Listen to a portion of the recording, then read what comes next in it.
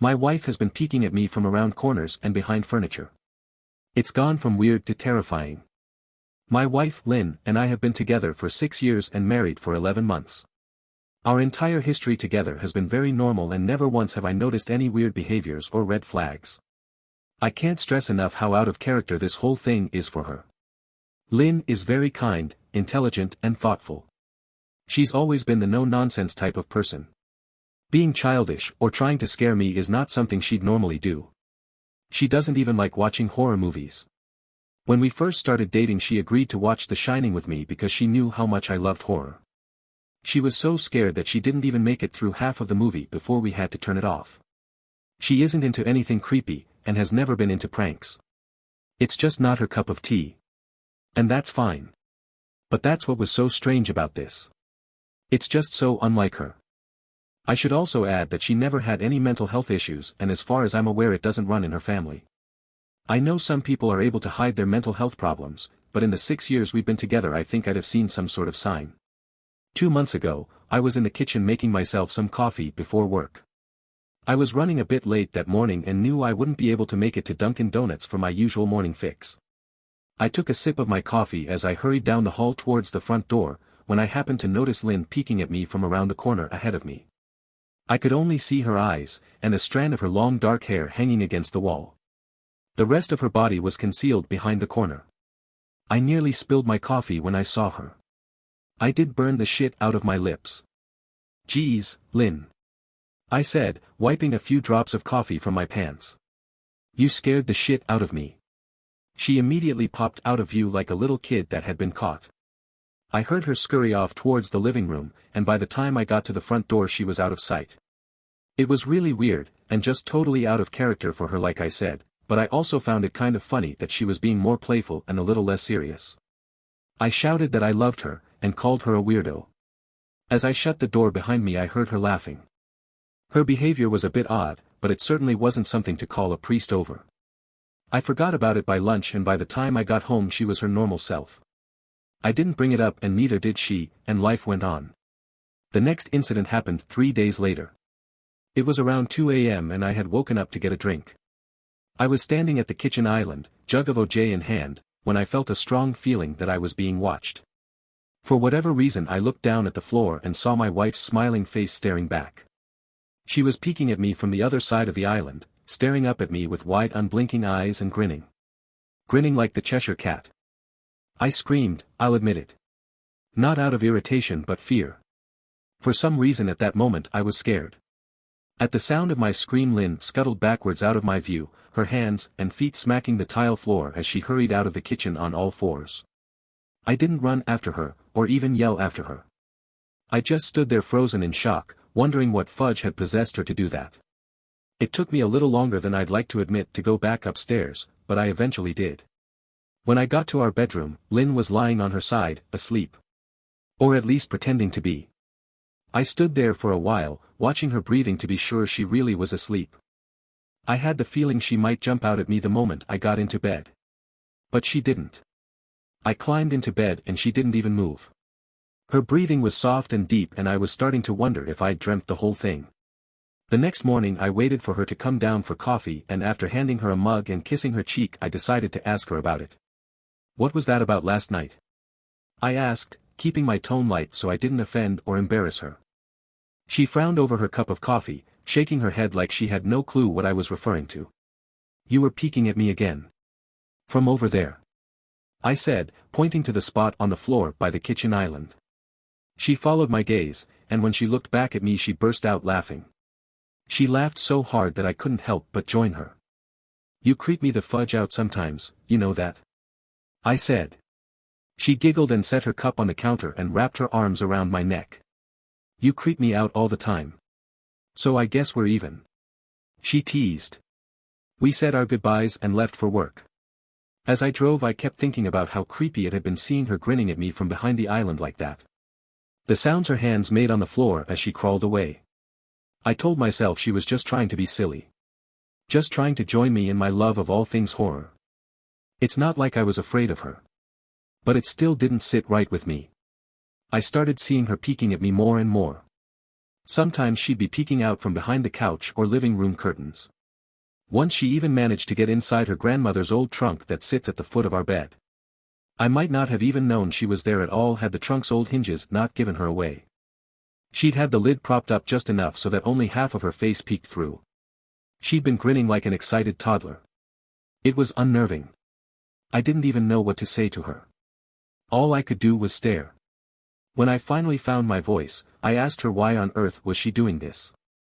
She didn't answer, but she had slowly closed the lid, shutting herself inside the trunk. I just walked away, feeling disturbed. I didn't understand why she was doing it, but it clearly made her happy. I just hoped she would tire of the game quickly. Lynn didn't peek at me for the next 2 weeks. I started to think she was done with her weird prank and I was relieved. We were watching a show on Netflix one night and I jokingly said that I hadn't seen her peeking at me lately, and that she must have given up on her spy game. She looked up at me with a small smile and said, "Maybe I've just gotten better at it." I didn't say anything, but I wondered whether or not she was joking. For the next few days I couldn't stop thinking about what she'd said. Was she still peeking at me when I wasn't looking and I just hadn't noticed? And if so, what the hell was she getting out of this? I started to feel paranoid, constantly checking whether she was watching from around the corner, or behind a door. I was jumpy whenever I was home and she wasn't in full view of me. I felt stupid and a little crazy. But after a few weeks without another incident, I began to relax. I stopped checking behind furniture and walls and told myself it was just a bad memory. Then a few days ago things got so much worse. Lynn left to go to a friend's, and I lounged on the couch and played a couple games on my laptop. Around 9 p.m. I hopped in the shower and as I was washing the soap from my hair, I felt that awful feeling that I was being watched. I slowly opened my eyes and almost had a fudging heart attack.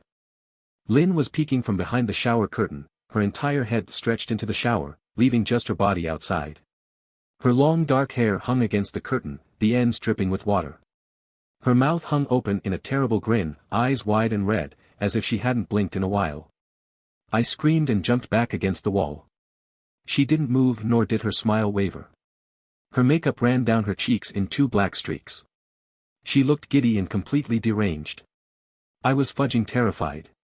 We stood like that for a few moments, neither of us saying a word.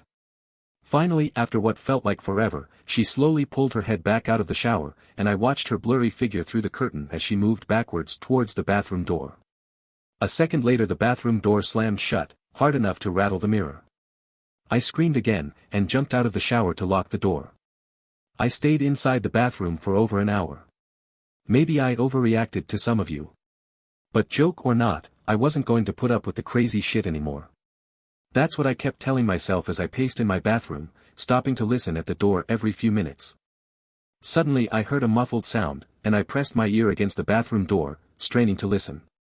I couldn't hear anything, but I envisioned Lynn standing on the other side of the door, giggling at her joke. I felt a surge of anger. I was beyond pissed at being made to feel scared in my own house, and made to hide in the bathroom for an hour. All for what? Some joke. If it was a joke, it was an awful one. What the fudge, Lynn? I snapped. This shit is getting really fudging annoying. I waited for her to apologize, or to call me a jerk. But instead I heard a faint moan, so quiet I wondered if I heard it at all, and then complete silence.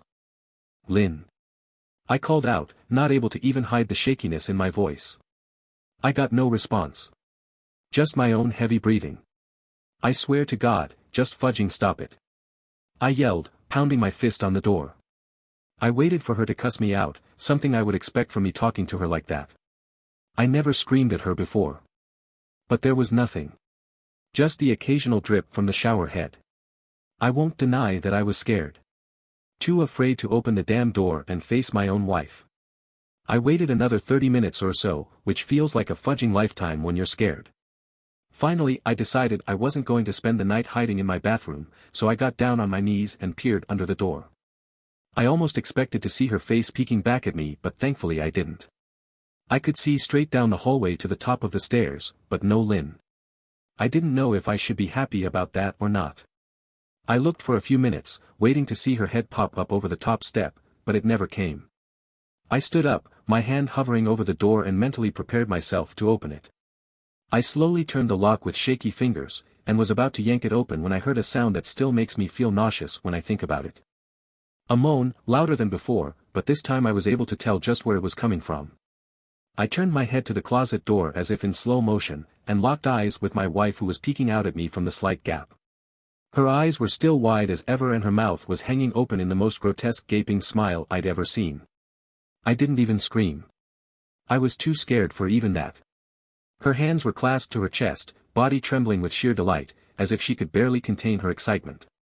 A short raspy moan bubbled up from her throat, deep and raw, sending a shiver through my entire body. Somehow I found the ability to pull the bathroom door open and ran as fast as I could all the way down the steps, snagging my keys and phone from the table in the living room before running outside to my car. I could hear her shrill laughter behind me, but I didn't hear her getting closer. I didn't bother shutting the front door. I drove away from the house faster than I legally should have, shivering the entire time, either from fear or the cold. Maybe a little of both. I hadn't grabbed a coat or even a pair of shoes. I was still in my boxers and my hair was still damp. I drove straight to my brother Chris's house about 40 minutes away, ignoring any and every call and text I got. I didn't check my phone until I was safely parked in my brother's driveway. Lynn had called 4 times and sent a flurry of texts, all wondering where I'd gone and why I left, like that. I threw my phone at the dash in a rage, furious at her nonchalant attitude. My brother and his wife were surprised to see me, especially dressed in just a pair of boxers, but told me to stay as long as I needed. Chris lent me some clothes and asked me what happened. I told him Lynn and I had a fight, but didn't get into the details. I didn't want him to think I was overreacting, leaving my wife over a prank, even if it was a strange one. I mean, hadn't I encouraged her for years to lighten up instead of being so serious all the time? I had wanted her to relax and loosen up, but this was definitely not what I'd had in mind. I tried to sleep on their sofa, but my brain wouldn't let me sleep. Every time I closed my eyes I saw Lynn's face staring at me from inside the closet. Knowing she'd been in there with me the entire time made my skin crawl. She'd never left the fudging bathroom at all. Instead she slipped inside the closet and slammed the bathroom door shut to fool me. The mere thought of going back home gave me anxiety. I tossed and turned, unable to sleep.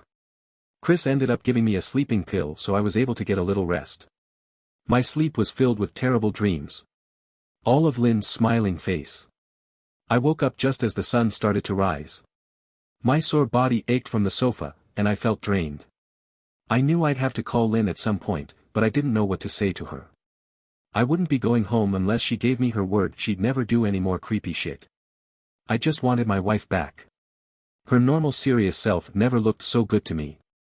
I was contemplating calling her and telling her that, when that familiar feeling came over me. I was being watched. I was staring at the ceiling, my heart in my throat. I didn't want to look away, but the longer I ignored the feeling the worse it got. My eyes drifted away from the ceiling almost on their own. Her face was pressed up against the window beside the couch, staring down at me with that same gaping smile. Drool dribbled down her lips, leaving 2 long streaks down the glass. I didn't know how long she'd been there, but something told me she'd been there quite a while, possibly all night. I didn't bother screaming, though I was afraid anger trumped any fear I felt at that moment. I jumped up from the couch and pounded my palm against the glass. Lynn! Are you crazy? What the hell is wrong with you? Just go home. I shouted. Now. She didn't move, and her ghastly expression never changed. If anything, her smile only grew, as if she had never been more elated. I could hear Chris and his wife moving around upstairs. As if Lynn could hear them from her place outside, her head twitched slightly in their direction, and she began to close her mouth slowly. Chris called my name from upstairs, obviously concerned. I turned to see him and his wife Rebecca hurrying down the steps. When I turned back to the window, Lynn was gone. The only sign she'd been there at all was the 2 streaks of drool still dripping down the glass. I tried explaining to Chris and Rebecca about waking up to see Lynn watching me through their window. They were skeptical, who wouldn't be? Chris and I went outside to the spot in front of the window, but there were no footprints in the dirt, just a slight indent. Animal probably, Chris guessed, and I didn't argue. He and Rebecca assumed I dreamt the entire episode, but they didn't understand, and I was too tired to explain it to them. I called out of work that day and turned my cell off. I didn't want to face Lynn. Just talking to her was too much for me at that point. I really started to believe something was irreversibly wrong with her. That no matter what promises she made we'd never be the same again. The thought saddened me to my core. I cried most of the morning. By noon I figured I was ready to confront her. Give her one last chance to explain herself. I could at least give her that after 6 years, I told myself. I turned my phone on and saw the dozens of texts she'd sent, all from a seemingly concerned wife. Can we talk? I love you. Please call me. I'm really worried. Can you answer? Just come home. And more of the same. All texts telling me she loved me, and she wanted me home. How worried she was, not a damn one addressing the crazy shit she pulled. Like she hadn't been acting like a character from a Stephen King book. Even her texts were different. She normally texted novels just to tell me to pick up a loaf of bread. You'd think she'd have more to say to me after her bizarre shenanigans. I know it probably seems childish to some of you who are miles away from this situation. But if you saw the way Lynn had looked at me, how she scampered away on all fours like some wild animal, grinning at me from inside the closet like a lunatic, then I think you'd find my reaction was warranted. I ended up staying with Chris and Rebecca for another night. I didn't wake up yesterday until afternoon, and thankfully I didn't see Lynn's face watching me through the window. I don't want to pry, because it's not my place. But is this fight something that can be mended? Rebecca asked. She'd made us both a sandwich for lunch and I knew she wanted to breach the subject without seeming to be nosy. I don't know. She's like a different person. I said, choosing my words carefully. I still wasn't ready for her or Chris to know the full extent of the batshit craziness I had been dealing with. People change, Ben. But she's still the same woman you married. Maybe you both just need to talk through your issues. Whatever's going on, I'm sure it can be fixed. She said, ever the peacemaker. I think it's beyond that now. I don't think talking would help. I just don't trust her. I said. The words stung in my heart. I missed and loved my wife. But how could I live with someone like that? Living in constant fear didn't sound too appealing. Lynn loves you. She has to be absolutely crushed. She said. I don't know about that. I said. Well, she certainly seemed like it to me. I've never seen her so upset. Very much unlike the Lynn I know. Rebecca said, shaking her head sadly. It took a full minute for her words to really sink in, and when they did, I felt dread worming its way through my skin. Wait. What do you mean? You saw her? You saw Lynn? I asked, my mouth suddenly dry. Rebecca nodded casually as if that fact wasn't nightmare fuel. Maybe for her it wasn't.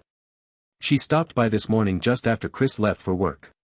She said, cleaning the plates from the table. I didn't see her car though. Maybe she took an Uber or something. Beck. What did she say? Did she come inside? I asked, sweat starting to break out on my forehead. I began looking around, examining corners as though a predator lurked behind them. No. She just asked if you were awake yet and I said that you weren't. I asked if she wanted me to wake you, but she said no. Just said to let you sleep. She said as she washed the dishes. That's all. She didn't say anything else. I asked. No. She looked awful though. Like she hadn't slept in days. I think you should call her. I got up from the table and thanked Rebecca for lunch. I felt a little bit better at the knowledge that at least she hadn't come inside. Still, I needed to double-check that the doors were locked. I sat for a while trying to figure out what to do next. I didn't want to go home, but I felt that I owed it to Lynn to help her if I could. Hadn't I swore an oath to love and honor her through sickness and in health? Clearly she was very sick. If she was sick, which I truly believed she was, I had to try and get her the help she needed. But I didn't even know where to start. I didn't want to call the police, and besides, what the hell was I going to tell them? That my wife was peeking at me? That she was being creepy?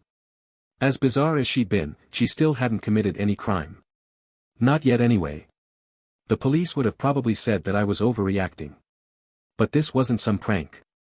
It felt wrong. Dangerous even. Like something sinister lurked beneath her smile. I knew as her husband I was well within my rights to have her committed, but what if she simply acted normal in their presence? She'd obviously been able to fool Rebecca into thinking she was just a concerned wife. As long as the doctors didn't find her a danger to herself or others, they'd have no choice but to release her after 72 hours. I felt lost and overwhelmed. So I did what any husband in my position would do. I called her mother. I didn't want to, believe me. Her mother, Marianne, and I were never on the best of terms. We'd never fought or anything like that. She just wasn't a very warm person, and wasn't really easy to get along with. She hardly ever smiled, and when she did, only her lips would move into a thin-lipped smile, leaving her eyes as blank as before. She gave off this aura that felt like she was permanently on the offensive. I'd only met her twice, and both times were for such short visits. I got the impression she didn't approve of me for her daughter. Lynn always ushered us out quickly, as she didn't want me to feel uncomfortable, which I was grateful for. Being in her mother's company felt almost unbearable. Like walking on glass. I was glad when we moved 3 states away so we didn't have to see her often. I was happy to avoid the woman, but I needed her help. I really didn't want to talk to her at all, but I had to talk to someone, and someone who knew Lynn better than I did. So I grit my teeth and did what I had to. Yes. She answered, already sounding irritated. Marianne, it's me, Ben. Do you have a minute to talk? I asked. I could hear her cluck her tongue in irritation. I'm in the middle of writing some checks, but if you insist, I suppose I can spare a moment. What is it that you want to discuss, Benjamin? She said, coolly. It's about Lynn. She's been acting strangely, and I was wondering if you had any idea whether there was something. I was quickly interrupted. It's a bit difficult to follow your rambling, Benjamin. What is that you want from me? She asked. I could almost see her standing there in her thin sweater and slacks, tapping her fingernails impatiently on the table. I wanted to know if you'd ever noticed any odd behavior. Or possibly any mental health issues. I asked. There was a long, uncomfortable pause that I couldn't tell was because she was just thinking, or something else. Finally, after a few seconds, she spoke. I'm not sure if this is one of your jokes, Benjamin, but if so, I don't find the humor in it. Now I do have business to attend to, as I've said, so if you don't mind, she said, but I cut her off before she could get rid of me. Marianne, it's not a joke. I'm sincerely concerned about Lynn's mental health. Her behavior has been very erratic lately. I'm very worried about her, and I figured as her mother you would be as well. I said, my frustration evident in my voice. If you're truly concerned, then I suggest you get the health professionals involved. I don't know what you expect of me. She snapped. I could tell she was seconds away from hanging up, and for some reason I was desperate not to let her. I had the feeling that she knew a lot more than she was letting on. Please. If not for me, do it for Lynn. I tried. I heard a faint shaky intake of breath, as if she were trying to hold her steely persona together but failing. Marianne. What's WR-? I started. Benjamin, I don't know what to tell you. My only advice would be to seek professional help. Do not call here again. Goodbye. I tried to call out to her, but she'd hung up. I tried to wrap my head around the call and her refusal to help me. Even if she didn't like me, why wouldn't she want to help her own daughter? I couldn't understand that. I tried to replay the conversation, desperate to find something I missed. After a while I almost gave up, until I remembered her last words to me. Seek professional help, she'd said those words with a bit of urgency. I could have just been grasping at straws, but no, I was sure her voice had changed ever so slightly when she'd said that. As if they were very important. What had she meant? I assumed she'd been referring to medical professionals, but maybe she was referring to someone else. Someone that she didn't, for some reason, feel comfortable saying directly. Or maybe I was just desperate. I waited for Chris to get home, and after a very long and exhausting conversation with him and Rebecca, I convinced them that Lynn truly needed psychiatric help. I didn't tell them everything. I wasn't prepared to go into it yet, but I told them about our last encounter. How she'd hidden in the bathroom, peeking at me from the closet. They were obviously shocked, but thankfully they believed me. They too just wanted to help her. Still, they didn't think it was all that serious. Weird, maybe, but not dangerous. They just kept saying that Lynn had to be playing some kind of weird joke. Maybe for YouTube. Rebecca offered, if only half-heartedly. Chris didn't think we should involve the police just yet. He offered instead to go with me, and I readily accepted. He reasoned that calmly talking to her, trying to coax her into going willingly, was the best recourse. I agreed to do it his way. At least I wouldn't be going into that house alone. We drove over this morning, just after breakfast. There was no way I was going at night. When we pulled into the driveway my stomach began doing somersaults. Her car wasn't there, but I still didn't let my guard down.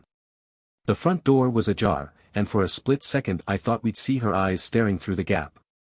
I was shaking and starting to sweat. Chris, however, was fine. He waited for me to open the door, his hands in his pockets like he was going on a fudging stroll through the park. I envied his ignorance. I pushed the door open and was immediately hit with the stench of rot. Chris smelled it too, and he walked in the house behind me with his nose scrunched up.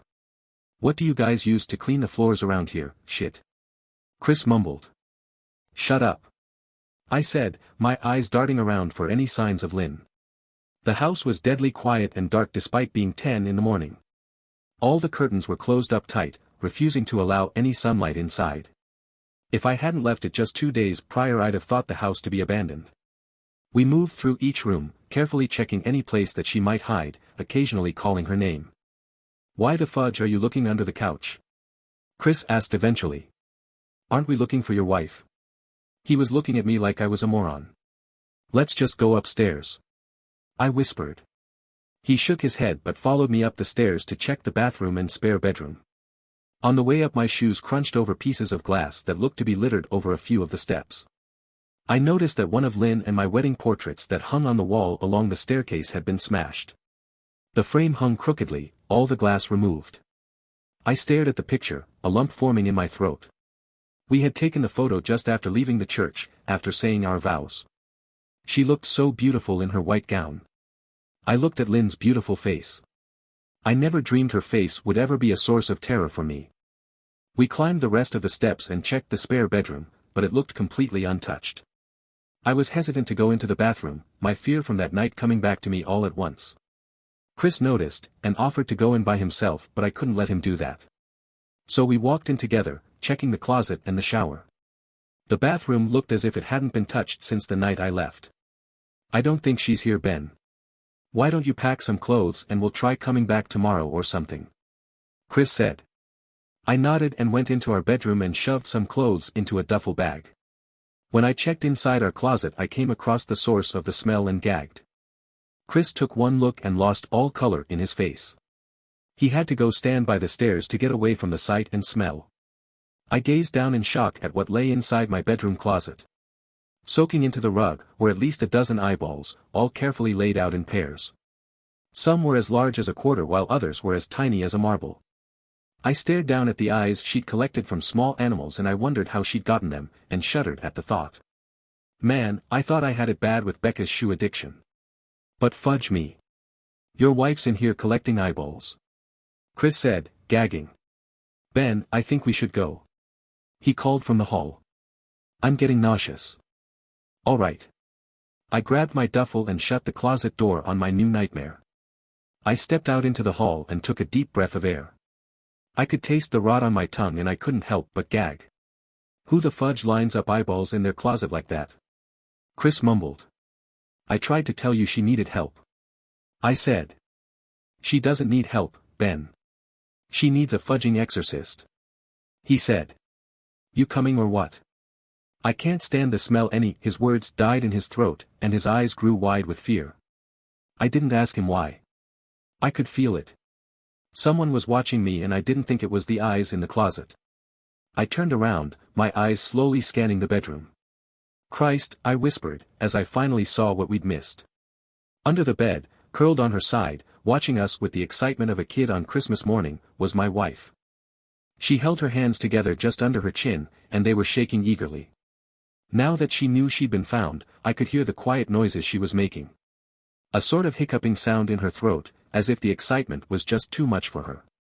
It was unnerving to say the least. Wide eyes, and that same huge smile. Everything in me told me to run, but I forced it away. This was my wife. No matter how twisted, she was still the woman I married. I had to help her. Lynn. I said softly. She didn't respond, but her head bobbed back and forth in 2 quick little movements as if she were nodding. Baby. I just want to help, okay? Can you let me do that? I asked. I had taken a single step forward, approaching her like some kind of dangerous animal. I love you, Lynn. I said softly, taking another step closer. She let a tiny moan escape her wide-open mouth and I had to resist the urge to run. Her shoulders were starting to quiver, and her eyes grew as large as saucers. I crouched down so I could see her better, and immediately saw the blood. Her hands were covered in it. They trembled more the closer I got, as if she was barely able to contain herself. Lynn. Are you hurt? You're bleeding. I said. She bobbed her head again, her bloody fingers moving up and down as if playing an invisible piano. They occasionally grazed her chin, leaving smears of blood on her skin. I wanted to recoil in disgust. The smell that was coming off of her was revolting. I could feel the vomit trying to climb up my throat.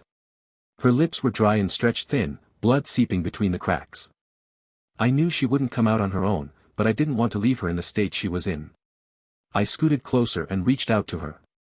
The excited hiccuping sounds got louder and her hands shook, fingers flexing. It was then that I could see the blood oozing from in between her fingers. Oh my God, Lynn. You're bleeding. I said. Instinctively I reached out to take her hand, but before I could even touch her, her hand sprang out towards me. A sharp pain shot through my arm, and I fell back on my ass. My arm burned, and I could see the blood dripping down onto the carpet. I looked back at her in shock and saw her grinning madly, her fingers clutching a large shard of glass. You all right in there? Chris asked from behind me. I turned my head slightly, and nodded to him, cradling my arm to my chest. When I turned back to face Lynn, I saw that her focus had shifted. She wasn't looking at me anymore. And she wasn't smiling anymore either. She was staring past me, her eyes glaring at Chris the way a hungry lion might stare at an antelope. Her mouth was still hanging open but it was twisted into a snarl. I got to my feet, and began walking backwards down the hall, afraid to take my eyes off her. Are you bleeding? Chris asked. The moment the words left his mouth, Lynn started fast scooting out from under the bed, the glass shard still in her fist. Chris. Run. Go. I yelled. He must have been too afraid to move because a second later I felt my back bump into him. He was still standing at the top of the stairs, staring at the horror that was my wife. Lynn had crawled completely out from under the bed and stood in the bedroom doorway, her face twisted in rage. Her whole body was visibly tense. Blood ran down her fingers and onto the floor. Jesus, Lynn. Chris said, You, playing hide and seek? I reached back and pushed him towards the steps. Move your ass, Chris, I said as quietly but firmly as I could. Lynn bobbed her head in fast, sharp motions, and began to grin, stretching her mouth open wider and wider so that her chin seemed to touch her chest.